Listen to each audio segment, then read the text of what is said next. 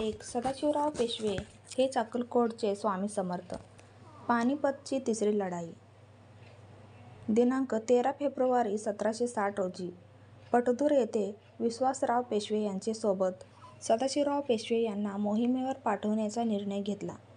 ग्वाल्हेर मार्गे दिनांक 3 मे 1760 रोजी तोफखाना, रसद, बाजार, बुणगे, बायका आणि घोडदळ घेऊन फौज निघाली.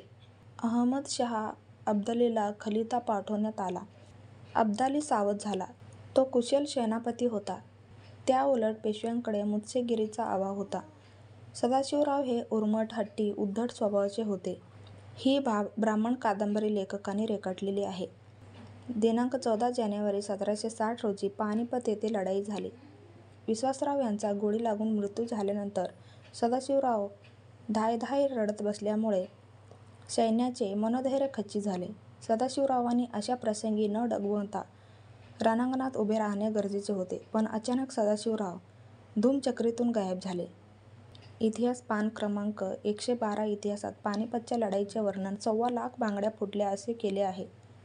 स्वामी समर्थ नेमके मंगळवेढ्याला इ. स. 1760-61 च्या सुमारास आले असा बखरीत स्पष्ट उल्लेख आहे. त्यामुळे स्वामी समर्थच्या प्रकटीकरणाशी पानिपत लढ्याचा घटनाक्रम जुळतो. मंगळवेढ्याचे गावकरी हा कुणीतरी नागडा राहणारा वेडा मनुष्य आहे असे मानीत. काही वर्षातच या वेड्या तरुणाचा दिगंबर बाबा झाला.